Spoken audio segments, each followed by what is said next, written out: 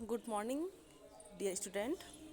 मैं उम्मीद करती हूँ कि आप सभी बच्चे अपने घर पर अपने परिवार वालों के साथ सेफ तथा सुरक्षित होंगे। जैसा कि इसे पिछली वीडियो में हमने पार्ट 10 हिंदी सेकंड में कारक उस चैप्टर का रिवीजन किया था। आज हमारा पार्ट 11 है जो देख कर भी नहीं देखते। हिंदी फर्स्ट में आज हम इस चैप्टर को पहले रीड करेंगे और इसे आपको मैं एक्सप्लेन करूँगी, ठीक है। क्योंकि ऐसा होता है बेटा, जो क्वेश्चन होते हैं, सारे क्वेश्चन वो आपके जो स्टोरी है उसके आधार पर ही क्वेश्चन होते हैं, ठीक है। तो यदि आप क्वेश्चन को यदि आप पहले कहानी को अच्छे से समझ जाओगे तो आपको उनके आंसरों को याद करने में इतनी प्रॉब्लम नहीं होती है, ठीक है। तो जो हमारा पार्ट 11 है जो देख कर भी नहीं देखते, इस जो एक कहानी है जो इसके माध्यम से देखिए, इसमें आपको पता है कि इसमें जो लेखिका हैं वो देख नहीं सकती हैं, ना देख सकती हैं ना ही सुन सकती हैं, ठीक है। और ना देखते हुए भी उन्होंने अपनी इस जीवन को, ठीक है, बहुत ही अच्छी तरह से आगे बढ़ाया है। पहले से हम लेखिका बारे में आपको बता देते हैं, ठीक है ना। इसको कहानी शुरू करने से पहले आपको बताते हैं लेखिका के बारे में कि लेखिका को क्यों वो देख नहीं सकती थी। हेलन केलर 1968 अमेरिका का एक ऐसा नाम है जो घोर अंधकार के बीच में रोशनी देता रहा है। जो हेलन केलर का वो, ठीक है, अमेरिका के रहने वाले थी। और कल्पना करो कि जो ना सुन सकता हो ना देख सकता हो फिर भी वह लिखना पढ़ना और बोलना सीख ले। ये बहुत ही एक मुश्किल काम है, ठीक है ना। जो व्यक्ति ना ही सुन सकता हो ना ही देख सकता हो उसके लिए लिखना पढ़ना बहुत ही मुश्किल है। या यूँ कहो, यदि हम शायद इस परेशानी में हो तो हम तो यूँ कह सकते हैं कि हमारे लिए तो नामुमकिन है ये कार्य, ठीक है। लेकिन फिर भी उस लेखिका ने, हेलन केलर ने, इस नामुमकिन को मुमकिन किया है, ठीक है। तभी कहा जा रहा है कि कल्पना करो, आप खुद सोचो इस बात को बेटा, आप खुद इस विषय में सोचो कि यदि जो बच्चा या जो व्यक्ति नहीं देख सकता है ना ही सुन सकता है तो उसके लिए पढ़ना और लिखना कितना मुश्किल होगा, ठीक है। फिर भी भरपूर आशा फिर भी वह लिखना पढ़ना और बोलना सीख ले, भरपूर आशा आकांक्षा के साथ जीवन जीने लगे और उसके योगदान दुनिया के लिए यादगार बन जाएं। क्या कहना जा रहा है कि जो व्यक्ति ना ही पढ़ना जानता हो ना ही लिखना जानता हो फिर भी वह लिखना पढ़ना और बोलना सीख ले, ठीक है। जो व्यक्ति नहीं लिख पा रहा है, ना ही पढ़ पा रहा, ना ही सुन पा रहा है और उस इन कमियों के बावजूद भी वो इस चीज़ को अपनी ज़िंदगी में पूरा कर रहा है, उस सारी कमियों को, ठीक है ना। तो क्या कह रहे हैं, इसके साथ भी क्या है, वह बोलना पढ़ना और बोलना सीख ले, भरपूर आशा आकांक्षा के साथ जीवन जीने लगी और अपने इस जीवन को भरपूर आशा और आकांक्षा के साथ उसको जीने लगे और उसके योगदान दुनिया के लिए यादगार बन जाएं। और वो एक ऐसा कार्य करके उसके ऐसे योगदान जो दुनिया उसको याद रखे, ठीक है, कि वो दुनिया के लिए क्या है, यादगार बन जाए। ऐसी थी हेलन केलर। तो ऐसी कौन थी, वो हेलन केलर थी, ठीक है। जब वे 1.5 वर्ष की थी, बचपन की एक गंभीर बीमारी की वजह से उनकी देखने और सुनने की शक्ति जाती रही। 1.5 वर्ष का बालक बेटा कितना छोटा होगा आप समझ सकते हो, ठीक है ना। तो जब वो 1.5 वर्ष की थी तभी उसको एक बीमारी हुई, या यूँ कहो एक ऐसा बुखार आया उसको जो क्या है, उसकी ज़्यादा ही गंभीर हालत हो गई इस बीमारी से और उनकी देखने की और सुनने की शक्ति जाती रही। और उसी बीमारी से वो, ये नहीं था कि वो बचपन से ही वो आँखों से नहीं देख सकती थी या कानों से सुन सकती थी, ठीक है ना। जब वो 1.5 वर्ष की थी तब जाकर उनकी बीमारी हुई और क्या हुआ, तब जब वो बीमारी हुई तो वो धीरे धीरे देखना और सुनने की शक्ति उनकी जाती रही। लेकिन उन्होंने हार नहीं मानी। लेकिन इतनी मुश्किल घड़ी उनके जीवन में आई, उनके बावजूद भी उसने उस चीज़ की उससे हार नहीं मानी। वही ना बेटा, मैं आपसे कह रही हूँ, शायद यदि उस जगह हम होते तो क्या करते हैं हम शायद हम सोचते कि अब तो हम ना ही सुन सकते हैं ना ही हम बोल सकते हैं, तो हमारा तो ज़िंदगी में कोई लक्ष्य, हमारी ज़िंदगी में कुछ है ही नहीं, सब कुछ ख़त्म है, ठीक है ना। लेकिन फिर भी उन्होंने ऐसा कुछ नहीं सोचा, उन्होंने आगे अपनी लाइफ को बढ़ाई है, ठीक है। और लेकिन उन्होंने हार नहीं मानी। कॉलेज के दिनों में ही प्रकाशित अपनी आत्मकथा स्टोरी ऑफ लाइफ में वे ही लिखती हैं। और कॉलेज के दिनों में ही क्या है, उन्होंने अपनी अपनी आत्मकथा लिखी है, एक स्टोरी लिखी है, आत्मकथा, ठीक है, अपनी जीवनी लिखी है उन्होंने। और उसमें क्या लिखी है, वे लिखती हैं, क्या लिखती हैं, मुझे तो याद नहीं कि ऐसा कैसे हुआ। वो क्या कह रही है कि मुझे तो याद नहीं है कि जो बीमारी है वो ऐसा कैसे हुआ, लेकिन ऐसा लगता था कि रात कभी ख़त्म क्यों नहीं होती। बेटा आप एक पल के लिए सोचिए उस समय को, या उस व्यक्ति के बारे में जिनकी आंखों की रोशनी नहीं है। उनके लिए तो दिन और रात क्या, उनके लिए हमेशा उनकी आंखों के सामने अंधेरा ही अंधेरा होता होगा, ठीक है। तो वो लेखिका अपनी आत्मकथा में लिख रही है, स्टोरी में उन्होंने कहानी में लिखा है कि मुझे तो याद नहीं कि ऐसी बीमारी मतलब मुझे कैसे हुई, क्या हुआ, किस कारण हुआ, लेकिन मुझे बस यही लगता था कि ये रात ख़त्म क्यों नहीं होती।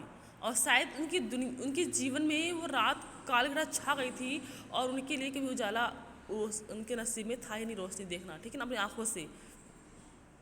तो और सुबह क्यों नहीं होती, क्यों नहीं आती, क्या कह रही हैं, ऐसा लगता था कि रात कभी ख़त्म क्यों नहीं होती और सुबह क्यों नहीं आती। दुनिया की सभी भाषाओं में इस किताब के अनुवाद हुई है, और उसने अपनी किताब को, उस अपनी आत्मकथा को जब लिखा है तो दुनिया की हर एक भाषा में उस किताब का अनुवाद किया गया, हिंदी में भी, इंग्लिश में भी, उर्दू में, पंजाबी में, हर एक भाषा में उस आत्मकथा का अनुवाद किया गया। इसके अलावा भी उनकी 10 पुस्तकें और सैकड़ों लेख प्रकाशित हुए। अपनी आत्मकथा के अलावा भी उन्होंने और भी कुछ लिखा, तो उसमें 10 पुस्तकें और सैकड़ों लेख उनके प्रकाशित हुए। उन्होंने देखो अपने जीवन में कितने बड़े चमत्कार किए, कितने बड़े काम किए उन्होंने, जो कि वो इस काबिल ना होकर भी वो इस काबिल बनी। उन्होंने दुनिया भर में घूम घूम कर अपने जैसे के अधिकारों और विश्व शांति के लिए काम किया। हेलन केलर भारत भी आई थी, और उन्होंने अपने जैसे ही लोगों के लिए भी उनके अधिकार के लिए काम किया, और हेलन केलर भारत भी आई थी। बेटा आप लोगों को मैंने हेलन केलर बारे में बता दिया था, तथा आप लोगों को मैंने इसकी पिक भी बनवाई थी, और आपसे कहा था इसके बारे में लिखने के लिए, आप लोगों ने लिखा भी था, ठीक है। तो ये था लेखिका।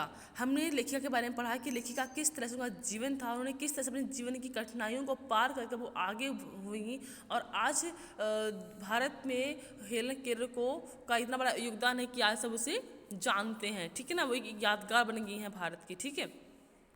तो ये तो थी हेलन केलर। अब हम इस पार्ट को शुरू करते हैं। इस पार्ट में स्टोरी क्या कहती है, ठीक है ना, स्टोरी क्या है, तो देखिए शुरू करते हैं हमारा पार्ट 11, जो देख कर भी नहीं देखते।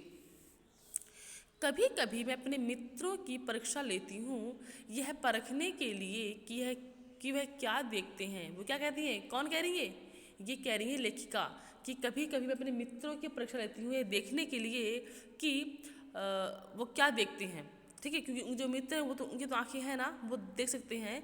तो वो कह रहे हैं कि मैं इसलिए लेती हूँ परीक्षा कि वो क्या देखते हैं। हाल ही में मेरी एक प्रिय मित्र जंगल की सैर करने के बाद वापस लौटी, और क्या बोल रही हैं कि उनकी हाल में ही मतलब कुछ समय पहले ही उनकी एक जो मित्र है वो जंगल की सैर करने के बाद वो घर वापस लौटी हैं। मैंने उनसे पूछा आपने क्या क्या देखा, और क्या है, हेलन केलर ने कहा कि मैंने अपने मित्र से उन्होंने पूछा है कि आपने क्या क्या देखा। कुछ खास तो नहीं, उनका जवाब था। और उन्होंने उसकी जो मित्र थी उनसे पूछा कि आपने जंगल में क्या देखा, तो उन्हें क्या कहा, कुछ खास नहीं, उसका जवाब यही था। मुझे आश्चर्य नहीं हुआ, क्योंकि मैं अब इन तरह के उत्तरों की आदी हो चुकी हूँ। मेरा विश्वास है कि जिन लोगों की आंखें होती हैं वे बहुत कम देखते हैं। और क्या कह रही लेखिका कि जब वो अब जिनके पास आंखें नहीं हैं, तो उसके पास आंखें नहीं हैं, तो वो क्या है उस चीज़ को पूछती है कि लोग वहाँ गए थे तो आपने क्या क्या देखा। तो जिनकी आंखें हैं तो उनके जो मित्र है वो क्या कह रही है, कुछ खास नहीं। तो वो कह रही है मैं इस तरह के जवाब से आश्चर्य नहीं हूँ, क्योंकि अब मैं इस तरह के जवाबों से सुन कर उनकी आदी हो चुकी हूँ। क्योंकि वो जिन लोगों से पूछती हैं आपने यहाँ पर क्या देखा, तो क्या बोलते हैं, वो कुछ खास नहीं। तो लेखिका बोलती हैं कि जिन लोगों की आंखें होती हैं वे बहुत कम देखते हैं। क्या यह संभव है कि भला कोई जंगल में घंटा भर घूमे और फिर भी कोई विशेष चीज़ ना देखे। मुझे जिससे कुछ भी दिखाई नहीं देता, सैकड़ों रोचक चीज़ें मिलती हैं जिन्हें मैं छू कर पहचान लेती हूँ। और क्या कह रही है लेखिका कि ऐसा हो सकता है कि कोई घंटों भर जंगल में घूमे और घूमने के बावजूद भी उसे कोई ऐसी विशेष चीज़ ना मिले। और कह रही है कि जिस तरह से मैं, जिसे मुझे दिखता नहीं है और मैं ना देख कर भी मुझे कई सारी चीज़ों को मैं महसूस कर सकती हूँ छू कर, ठीक है, जिसे कुछ भी दिखाई नहीं देता, सैकड़ों रोचक चीज़ें मिलती हैं जिन्हें छू कर पहचान लेती हूँ। मैं भोजपत्र के पेड़ की चिकनी छाल और चीड़ की खुरदरी छाल को स्पर्श से पहचान लेती हूँ। बसंत के दौरान मैं टहनियों में नई कलियाँ खोजती हूँ। मुझे फूलों की पंखुड़ियों की मखमली सतह छूने और घुमावदार बनावट महसूस करने में अपार आनंद मिलता है। इस दौरान मुझे प्रकृति का जादू का कुछ एहसास होता है। कभी कभी जब मैं खुशनसीब होती हूँ तो टहनी पर हाथ रखते ही किसी चिड़िया के मधुर स्वर कानों में गूंजने लगते हैं। अपनी अंगुलियों के बीच झरने के पानी को बहते हुए महसूस कर मैं आनंदित होती हूँ। और क्या है, लेखिका बता रही है अपने बारे में कि क्या ऐसा हो सकता है कि जो व्यक्ति घंटों भर उस जंगल में रहे या किसी जगह में रहे और घंटों भर रहने के बावजूद जब उनसे कुछ पूछा जाए कि आपने वहाँ पर क्या देखा, तो वो कहते हैं कुछ खास नहीं। वो कहती हैं, मतलब उनका मतलब कहने का ये है कि जिनके पास आंखें हैं वो कह रही हैं कि कुछ खास नहीं देखा है, और जब मेरे पास जब आंखें नहीं हैं, आँखों ना होते हुए भी मैं कुछ वहाँ की चीज़ों को स्पर्श कर कर ही वहाँ पर कितनी सारी रोचक चीज़ें हैं उनको मैं बता सकती हूँ और उन्हें मैं महसूस कर सकती हूँ छू कर, ठीक है ना। कह रही हैं भोजपत्र के पेड़ की चिकनी छाल, वहाँ की चीड़ की फैली हुई पत्तियाँ, घास का मैदान, वो कह रही हैं कि इससे महंगे कालीन से भी अधिक प्रिय हैं। और क्या कहती हैं कि यदि कभी ऐसा दिन होता है कि जब मैं खुशनसीब होती हूँ तो टहनियों पर हाथ रखती, जैसे जो टहनियाँ होती हैं उन पर हाथ रखती हूँ तो चिड़िया के मधुर स्वर कानों में गूंजने लगते हैं। और अपनी उंगलियों को हाथों की उंगलियों को झरनों के बीच से पानी को बहते हुए महसूस कर कर कर वह आनंदित हो उठती हैं। उसे इस तरह की उनको छू कर महसूस करना उनको बहुत ही अच्छा लगता है। आगे है, मुझे चीड़ की फैली पत्तियां या घास का मैदान किसी महंगे कालीन से अधिक प्रिय है। और क्या कहती है लेखिका कि वो कहती हैं कि जो चीड़ की जो फैली हुई पत्तियां हैं, जो घास का मैदान है, उससे उन महंगे कालीनों से भी अधिक प्रिय है उस घास का मैदान, ठीक है। बदलते हुए मौसम का समा अर्थात वातावरण, ठीक है, आपको मैं लिखवाया ना वर्ड मीनिंग में वातावरण। तो बदलते हुए मौसम का समा मेरे जीवन में एक नया रंग और खुशियाँ भर जाता है। क्या कह रहे हैं? आगे है, कभी कभी मेरा दिल इन सब चीज़ों को देखने के लिए मचल उठता है। और वो कह रही है जब वो चीज़ को सिर्फ मैं महसूस करती हूँ, छू कर उन्हें पहचानती हूँ, तो कह रही कभी कभी मेरा दिल इन सब चीज़ों को देखने के लिए मचल उठता है, ठीक है। अगर मुझे इन चीज़ों को सिर्फ छूने भर से इतनी खुशी मिलती है तो उनकी सुंदरता देखकर तो मेरा मन मुग्ध ही हो जाएगा। और क्या कहती है लेखिका कि कभी कभी इन सारी चीज़ों को जब छू कर इनको सुन कर महसूस करती हूँ, तो जब मैं इनको छू कर ही इतना मुझे मेरा मन प्रफुल्लित अर्थात आनंदित हो उठता है, तो वो सोचती हैं कि यदि ये चीज़ें मुझे देखने को मिलती तो क्या मज़ा होता, ठीक है ना। मतलब कह रही कभी कभी मेरा दिल इन सब चीज़ों को देखने के लिए मचल उठता है, उसका दिल मचलता है कि काश मैं इन चीज़ों को सिर्फ महसूस कर रही हूँ या छू रही हूँ, काश मैं इन्हें देख सकती। तो कह रही वो कभी कभी मेरा दिल इन सब चीज़ों को देखने के लिए मचल उठता है। अगर मुझे इन चीज़ों को सिर्फ छूने भर से इतनी खुशी मिलती है, क्या करें। और आगे क्या क्या बोलती है लेखिका कि यदि मुझे इन चीज़ों को सिर्फ छूने भर से इतनी खुशी मिलती है तो उनकी सुंदरता देखकर तो मेरा मन मुग्ध ही हो जाएगा। तो उनकी सुंदरता है जो देखने की जो प्राकृतिक सुंदरता है, उस सुंदरता को देखकर तो मेरा मन मुग्ध अर्थात बहुत ही आनंदित हो जाएगा। आगे कहती हैं, परंतु जिन लोगों की आंखें हैं वे सचमुच बहुत कम देखते हैं। और वो साफ साफ बोल रही हैं कि परंतु जिन लोगों की आंखें हैं वे सचमुच बहुत ही कम देखते हैं। इस दुनिया के अलग अलग सुंदर रंग उनकी संवेदना को नहीं छूते। मनुष्य अपनी क्षमताओं की कभी कदर नहीं करता, वह हमेशा उस चीज़ की आस लगा रहता है जो उसके पास नहीं है। और क्या कह रही हैं, जो दुनिया की जो सुंदर सुंदर जो रंग हैं वो कभी उनकी संवेदना को नहीं छूता। मनुष्य अपनी क्षमताओं की कभी कदर नहीं करता। मतलब क्या कह रहा है कि जो उनके पास है, जो चीज़ उनके पास है, उनकी वो कभी कभी कदर नहीं करता। वो हमेशा उस चीज़ की आस लगा रहते हैं जो उनके पास नहीं है। मनुष्य का स्वाभाविक है ये, ठीक है ना। सोचते हैं कि उसके पास ये बंगला है, गाड़ी है, तो काश मेरे पास भी ये चीज़ हो, या कुछ और भी चीज़ की अभिलाषा होती है, ठीक है ना। हर एक व्यक्ति के अंदर कुछ ना कुछ किसी ना किसी की अभिलाषा होती है हर एक चीज़ पाने की, ठीक है। तो वो कह रही है देखिएगा कि लेकिन उस अभिलाषा में वो उनके पास जो उनकी खुद की कीमती चीज़ होती है वो उनको महत्व नहीं देते हैं।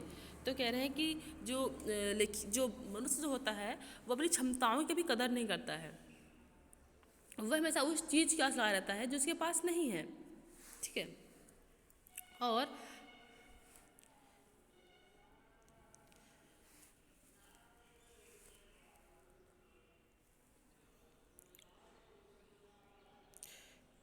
मनुष्य अपनी क्षमताओं की कभी कदर नहीं करता, वह हमेशा उस चीज़ की आस लगा रहता है जो उसके पास नहीं है। ये कितने दुख की बात है कि दृष्टि के आशीर्वाद को लोग एक साधारण सी चीज़ समझते हैं। और क्या कह रहे हैं कि जो मनुष्य है वो अपनी क्षमताओं की कभी कदर उसने नहीं की है, ना ही कभी उसकी कदर करता है। और मनुष्य हमेशा उस चीज़ की आस लगा रहता है जो उसके पास नहीं है। वो जो चीज़ उसके पास नहीं है, मनुष्य वही सोचता है कि काश वो मेरे पास होती, या काश वो मेरे पास होता, ठीक है ना। तो उसकी अभिलाषा ये रहती है जो उसके पास नहीं होता है। फिर है आगे कि यह कितने दुख की बात है कि दृष्टि के आशीर्वाद को लोग एक साधारण सी चीज़ समझते हैं। जो लेखिका की आंखें नहीं हैं तो उसको इस चीज़ की कमी है और वह इस चीज़ के मायने को अच्छी तरह से समझ सकती हैं। तो क्या कह रही है कि यह कितने दुख की बात है, कितने दुख की बात है कि दृष्टि अर्थात जिनकी आंखें हैं, जिनको आंखें मिली हैं, तो क्या कह रही है, दृष्टि के आशीर्वाद को लोग एक साधारण सी चीज़ समझते हैं, ठीक है। मानते हैं कि हमारे शरीर के लिए हर एक अंग का होना बहुत ही इम्पोर्टेंट है। कोई हम किसी भी अंग से ये नहीं कह सकते हैं कि आपकी ज़रूरत नहीं है हमारे शरीर में। हर एक का पार्ट, हर एक का महत्व उतना ही है जितना हर एक अंग का है।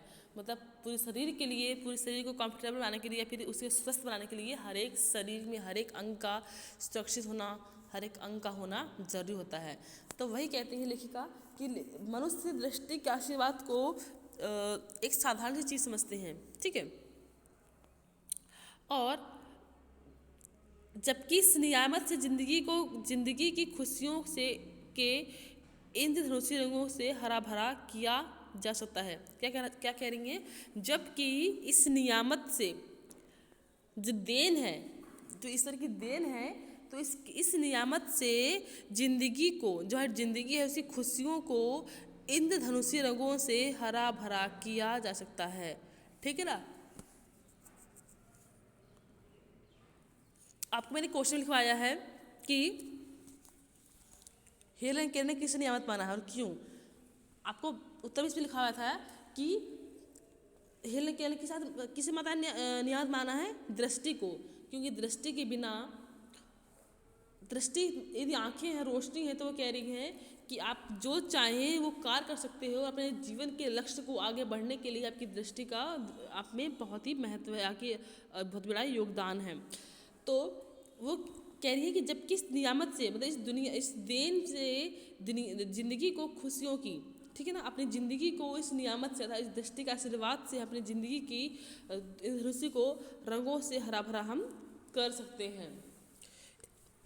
एक पल के लिए बेटा आप भी सोच सकते हैं कि हमारे पास आंखें नहीं हैं तो क्या हम स्कूल में पढ़ने के लिए काबिल रहेंगे। हम वो लिखवाएंगे, हम उस लिखने के लिए काबिल रहेंगे क्या, हम नहीं। तो वही कह रही हैं कि दृष्टि के आशीर्वाद को लोग समझते हैं साधारण सी चीज़, ठीक है।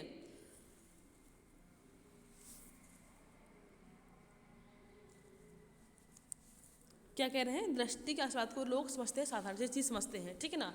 वो अपने इस दृष्टि को महत्व नहीं देते हैं, या फिर यूँ कहो कि मनुष्य के पास जो चीज़ होती है या जो अपनी क्षमताएं जो होती हैं उनकी वो कभी कदर नहीं करता है, ठीक है। मनुष्य हमेशा उस चीज़ के पास या उस चीज़ की आस लगाए रहता है जो उसके पास नहीं होती है। यहाँ पर लेखिका ने अर्थात हेलन केलर ने अपना दुख बयां किया है, ठीक है ना, और ये समझाने की कोशिश की है कि जो व्यक्ति ना ही देख सकता है ना ही सुन सकता है और इस चीज़ों के ना होने के बावजूद भी वह इतना कुछ बढ़कर आगे बढ़ी, वो उसने बोलना सीखा, पढ़ना सीखा, लिखना सीखा, यहाँ तक कि अपने बारे में आत्मकथा लिख डाली, कितनी सारी पुस्तकें लिख डाली। अपने देश अमेरिका में कहते हैं ना कि इसका जब आज भी नाम लेता है तो एक घोर अंधकार के बीच में एक वो रोशनी पैदा कर देता है। तो इस तरह से उसने अपनी ज़िंदगी की जंग को आगे लड़कर आगे बढ़ेंगे वो।